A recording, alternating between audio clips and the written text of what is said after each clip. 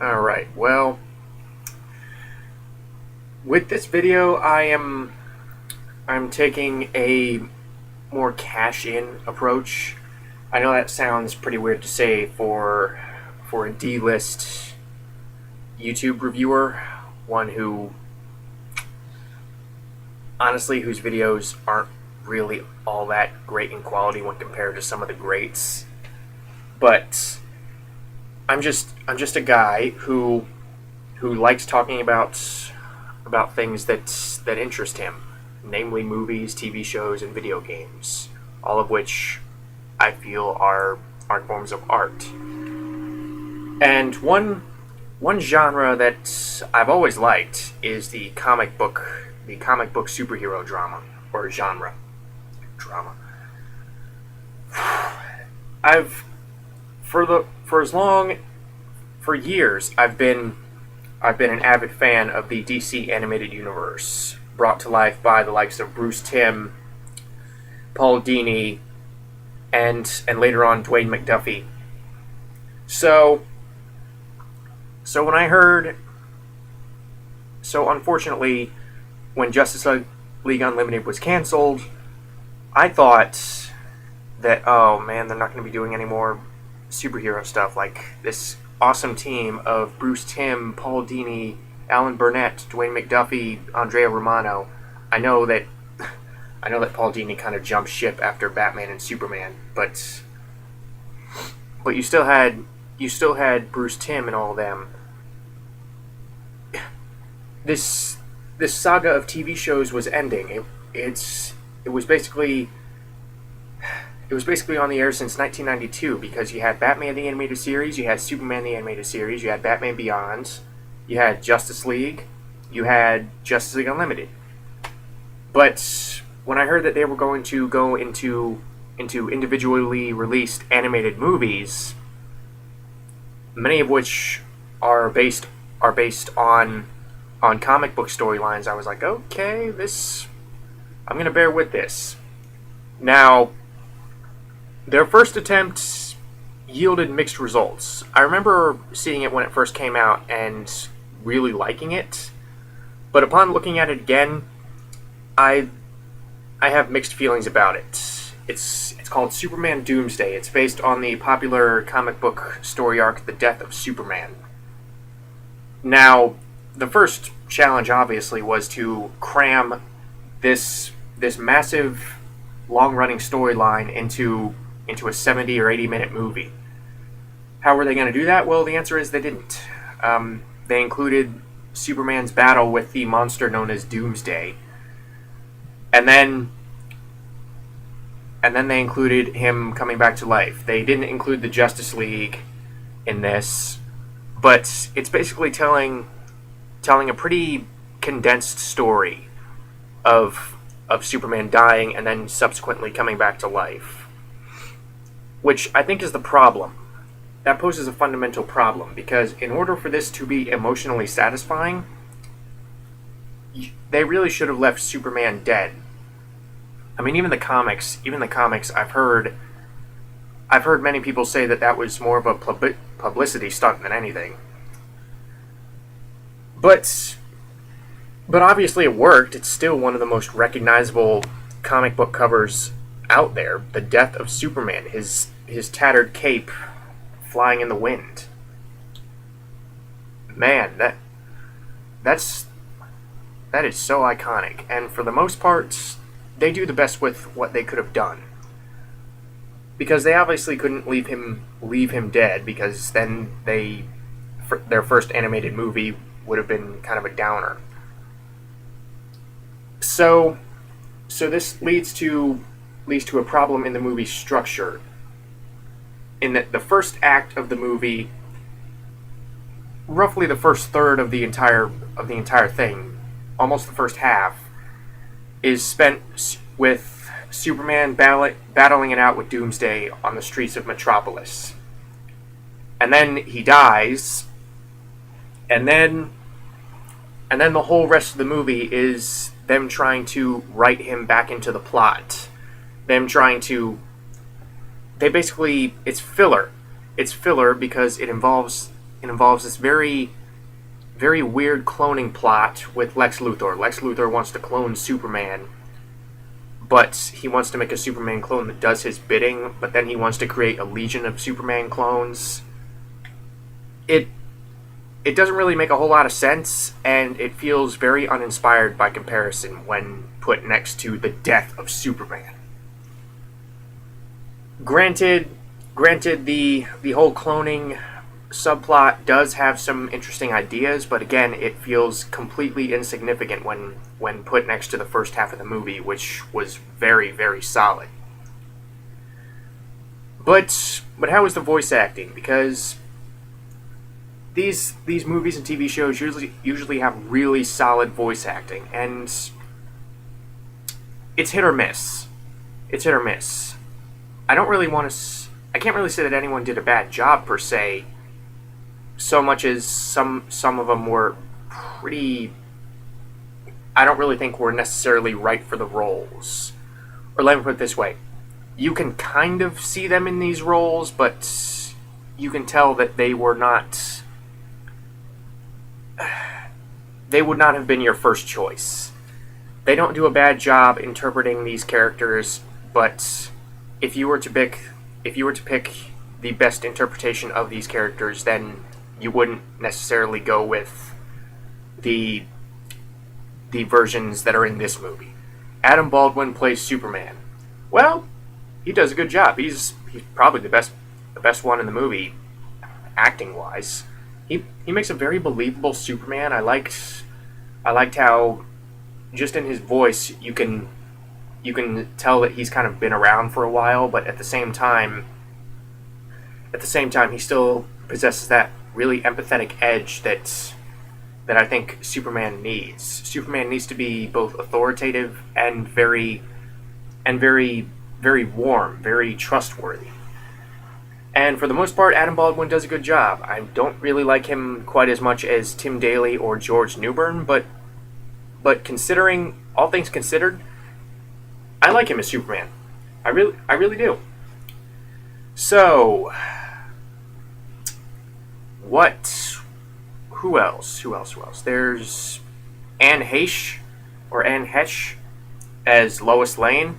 And this is kind of what I was talking about, because she does a good job as Lois Lane, but when you're hearing her play the part, you're just kind of like, okay, she's fine, but she wouldn't have been my first choice.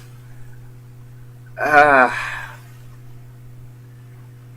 I said, it's not that they're miscast, it's just that they feel like the second or third choice for the character. But with that said, she does a decent job. Who else? James Marsters as Lex Luthor. Okay. Here's the one who I thought was kind of... Here's where I thought the most... This is the casting choice that I thought was the most questionable, because James Marsters, he was on Buffy the Vampire Slayer. I never watched that show, but I just know he was on it. I never really pictured him as Lex Luthor screen-wise, and voice acting-wise, he does fine, but he seems to be missing the very authoritative edge that Lex Luthor needs. I mean, Lex Luthor needs to be fairly imposing, at least if they're going to do a voice acting, if they're going to cast a voice actor. If they have a screen Lex Luthor, then there's not really as much of an obligation, I don't think, because you're putting him up against someone who's already pretty authoritative. For example, now what I mean by that is you don't necessarily have to. I don't really think you necessarily have to cast someone huge and big and very imposing as Lex Luthor in the original Richard Donner Superman, because you don't want him to outshine the central character in terms of his size and his stature. You got away with casting Gene Hackman as Lex Luthor in the original Superman. You got away with casting Kevin Spacey as Lex Luthor in Superman Returns, because neither of them were as big or as authoritative as Christopher Reeve or Brendan Routh. But when you go for when you go for an animated version of Lex Luthor, you really have to have a Clancy Brown. You really have to have someone like that who can really not only portray the power that's needed for the character, but also the intelligence. James Marsters' Lex Luthor, again, he does a good job, but I always got kind of a more slimy vibe coming from him. I didn't really think he was all that powerful. At least not in terms of his physicality, not in terms of his authority. You got his intelligence. I mean, you got the vibe that, yeah, he was intelligent, but you put him next to Clancy Brown, who's voiced the character for years, and even still, Clancy Brown is probably my favorite Lex Luthor. He stands no chance. It's over before it starts. James Marsters has nothing on Clancy Brown as Lex Luthor. Now, does it completely take you out of the movie? No, because he's not really in it all that much. He only becomes a pivotal character in the second half. So, the voice acting is fine, with Adam Baldwin being a particular highlight as the title character. But where this movie really shines is in the animation. The animation has always been good in these DC animated projects, or at least ever since Batman the Animated Series. So naturally, the fight between Superman and Doomsday is awesome. It is so amazing. You feel that these are two titans going at it. You feel that this is a real fight to the death. You feel that Superman could very easily die in this fight. The way that this fight is shot, the sound effects that they use, the way that they animate these two combatants, you certainly get the impression that this is a seemingly invincible monster that Superman is very hard pressed to stop. And it does build quite a bit of tension when both of them are just kind of tired out, or Superman is tired out. Doomsday shows no signs of fatigue, so you're really on the edge of your seat going like, oh my god, Superman's gonna die. So, right up until Superman dies, the movie is really good. It's excellent. It gives you exactly what it advertises. It gives you Superman fighting this creature to the death. And the subsequent mourning of this fallen hero. Granted, it's ground that was already well tread over in the original Justice League TV show with the episode Hereafter. But here they do a pretty good job. They do a pretty good job replicating. They do a good job replicating some of the scenarios that we've already seen, like the huge funeral and the speeches and the sad music and whatever. But they make it distinct enough to where I wasn't saying, okay, we've seen this before, come on. It still leaves quite an impact. But like I said, where this movie really falls apart is immediately afterwards. Immediately after the funeral arrangements are made, and after Superman dies, it goes downhill with that completely uninspired cloning plot. It doesn't make a whole lot of sense. Why would Lex Luthor want to clone Superman? When they finally do explain it, it seems kind of out of character. And at the end, we just get another fight where Superman fights an evil Superman clone.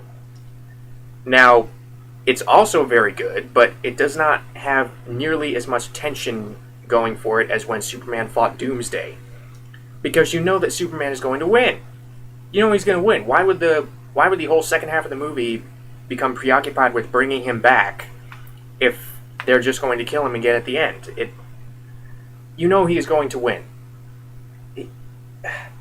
They build it up. They give him this kryptonite gun to battle the evil Superman with. They built up how this Superman clone is very totalitarian in his approach. So, yeah, it never really tops the first half. So if I was giving any kind of recommendation on this movie, I would say watch the first half. You will get plenty of enjoyment. You will get plenty of entertainment. It gives you exactly, like I said, the first half gives you exactly what the movie advertises, and it does it very well. It's just after that just pales in comparison. So I know that's kind of a weird recommendation, but if you're going to watch this movie, you will really like the first half, but you'll be kind of disappointed with the second half. As it is, I like it okay. I'm glad I saw it for its positives, but the negatives kept it from achieving greatness. And I think, and to be fair, I think a lot of that has to do with the subject material of the death of Superman and them not really wanting to end with the death of Superman. So yeah, that's all I got on Superman Doomsday. I don't want to make these videos too long because the movies aren't very long. The movies are only like 70-80 minutes each, so I'm going to end it here at around the 16-minute mark, and I'll be back with whichever animated movie is next. So take care.